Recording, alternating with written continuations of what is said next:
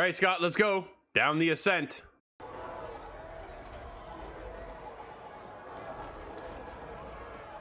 Scott, you and I jumped into the Ascent. You're playing over on the PC. I'm checking it out over on the Xbox Series X.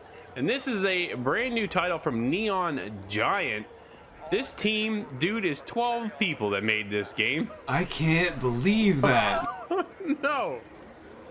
Honestly, I'm kind of blown away. We saw previews of this at some of the Xbox events in the past year. And, dude, we've been clamoring to get our hands on this thing. And it's been a trip. What a game. What a unique title. I think there's a lot to uncover here, a lot to discover as well. I thought the story was really cool. The environments and the world telling, the world building, the lore that is in this game, Scott, is so deep. There's a ton going on, and I still keep going back to the fact that it's 12 people.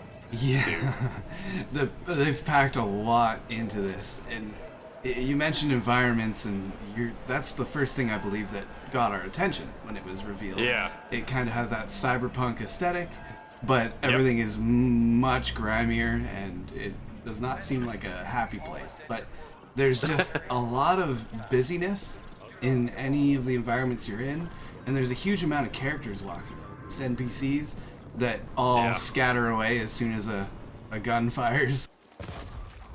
Almost got this like twin stick shooter aspect to it for the gunplay, which feels great for me over on the console. You're again mouse and keyboard, so a little bit different for you, Scott, in your play style. The cool part here too, though, is that it's actually co-op, whether that is 4-person split screen. I wouldn't even say split screen because of the way it's played out, but you have couch co-op and then you have online co-op. And I want to touch on this real quickly, the fact that you can't play co-op unless the other people are at your level. And I definitely highly recommend that, man, because some of the battles you get into this here, Scott, can be real tough. Yes. Well, first of all, I'm just happy that the actual co-op is there, both couch co-op and online. That's a great thing, and I wish it was standard for just about every game that comes out. For sure. But I didn't get to play it co-op either, and I think that was really a missed opportunity on my part. The bread and butter of this game is just clearing an area and moving through to the next plot, and there's just you're having to keep this health bar without getting touched the entire time, because there's not a huge amount of healing all the time, and these enemies are pretty accurate actually, so it definitely has some challenges. Absolutely. I think when you're in the battle within the environment, Scott, like you have this grand scope of your surroundings when you're in battle. Like the depth within the game for the graphic fidelity in your environment is incredible. And then you're met with this battle of a challenge in front of you. And if you run into the wrong group, like at one point I was only level 8, but I hit a group of level 20, dude, one shot and I was done. Like it was over, and I really didn't stand a chance. But the big part for me, Scott, I want to touch on the story, and kind of, it's a bit confusing. I'm going to be completely honest. You are a part of this group called the Ascent. You're almost like a slave in a sense, and you're trying to work off your debt. They call you an indent, and you and your district are out to kind of work your way up the ranks to kind of free yourself, but yet the Ascent in your group and the whole district kind of falls apart, and you're out now to figure out why. And then out as you're going through the main campaign, dude, it is littered with side quest after side quest after side quest. It was just every time I turned around, there's just another side quest there. Like there's so much content within this game. And then the other part that really kind of drives home the aspect of everything you're trying to work towards is all the mods and the upgrades and your character customization. Not really at the beginning of the game for your character customization, Scott, because the character customization was actually pretty bare bones. Yeah, it was just changing the clothing is basically the biggest maneuver that I did with that. It just wasn't a whole lot to it. I gave my character some long hair and colored it really brightly colored, but that's as far as it really went. But as you grind through the levels, or grind up the levels rather, you get these points and you can put them into different skills, and that I think I basically put them all into health bar, and you can increase your accuracy. You can do stuff like that to use your abilities more often. Those are your mods, and there's a couple different ways that you could play. It seems like they thought about kind of balancing and giving you some customization in that manner. Yeah, for sure. Absolutely. You can go in and mod your gun. There's a whole whack of things you can do.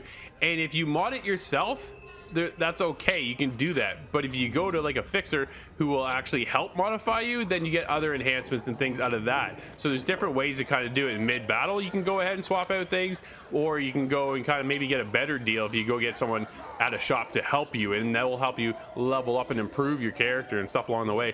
Dude, the game is just so much content in it. And again, 12 people, man. It's so cool. Neon Giant, fantastic job. Yes, this is very impressive for 12 people to put this together.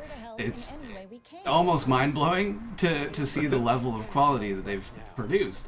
And I want to mention, because there's so many of these shops that you're going through, and there's so many people and side quests, they're all voiced. And I think the voiceover job is actually really well done. There's a lot of these different characters. A lot of them are kind of angry. They have their own stresses. You get this feeling from them that matches the atmosphere of the levels. And the audio for me was just really good. I listened to voice acting, and I really appreciate that part. Absolutely. The only thing it was missing was our own character has no voice acting whatsoever. Oh, yeah. Which was, oh man, like it really would have brought the game up that extra level, right, Scott? We were just, dude, it was so close. Everything else is so well done with other dialogue options, which is all voiced by other characters. And the characters you meet in the game are incredible. They're all interesting to look at and kind of just, man, like, where are you from? And you gotta get this story and everything that unfolds with it. What an incredible experience, man.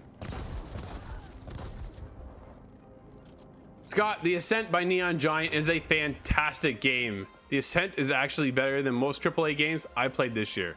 It is an absolute blast. The music is on point. The only thing I really wish we could have done is change the camera angle. It is fixed. That's the only thing I would have liked to be able to adjust, is be able to pivot that around at points. Sometimes it would have been a little bit easier, but at the style of the game, it is fixed, and I understand why. So I can appreciate where it is. I absolutely love this game. For me, dude, I gotta wrap it up. I gotta give it a 9. How about you? That is quite impressive, but I agree with you. This project put together by such a small team really excelled. And I love the action to it, and there's no shortage of that whatsoever.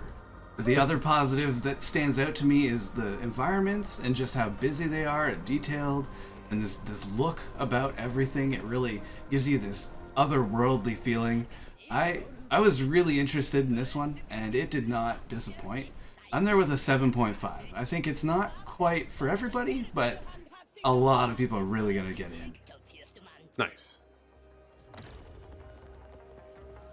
The Ascent has a very effective future dystopian theme. It has lots of combat and character customization, but most importantly, a deep story and lore.